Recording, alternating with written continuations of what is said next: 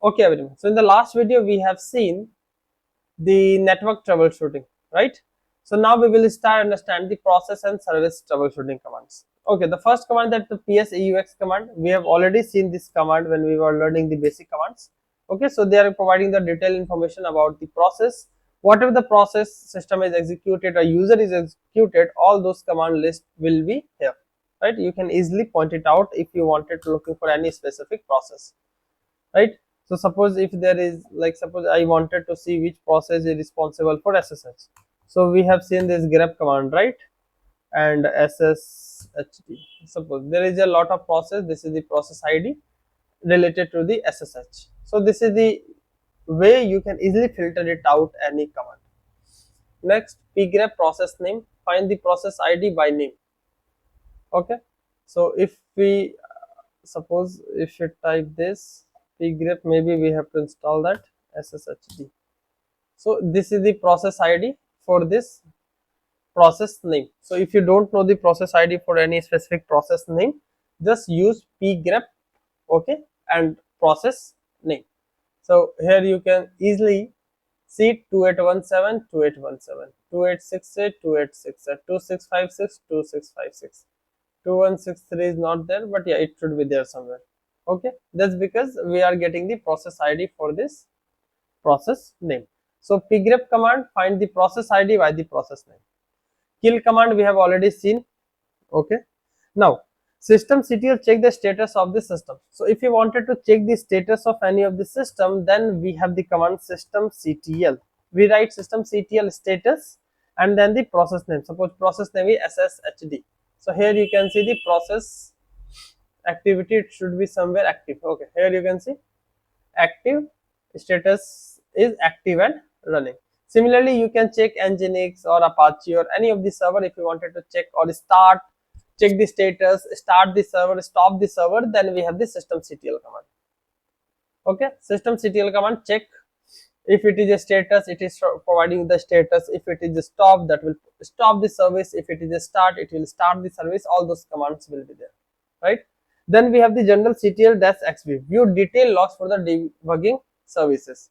So if you close this, clear the screen,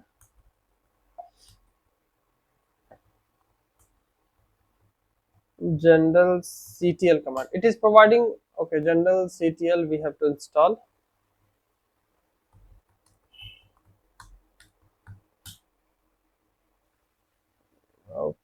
Okay, okay, sorry, my mistake. Okay, general ctl basically providing all of the information related to the kernel. So once your kernel is boot up, your system is boot up, there is a lot of processes is running at the background, right? So all of those information, all of their information respected logs will be stored with this general ctl command. So general ctl is special type of memory where all the information related to the booting process, input output, which is responsible for booting up your system, that would be captured. So if your system is not booting up, or if there any issue regarding the booting up your process, then you must go and check the general ctl command, right? So general ctl is very helpful command. You cannot miss to check the manual page of it, right? Query the systems d general. So general ctl may be used to query the content of a system d general as written by the system d general ctl service. It called without parameter. It will show the full content of the general ctl starting with the old entry collected. If one of the match argument or path, the output is filtered accordingly. So if your system is having some issue with the booting process, or you wanted to check any information related to the kernel, then general ctl command will help you a lot. Okay, stress traces system calls made by a process, right? So stress output.log, if you wanted to, I think this command, okay, stress dash show output.log, and we wanted to list it out. So here you can see dig ec2 output.log tech vikas, everything is listed out there. So trashes system calls made by a process, so it is listed out everything over there.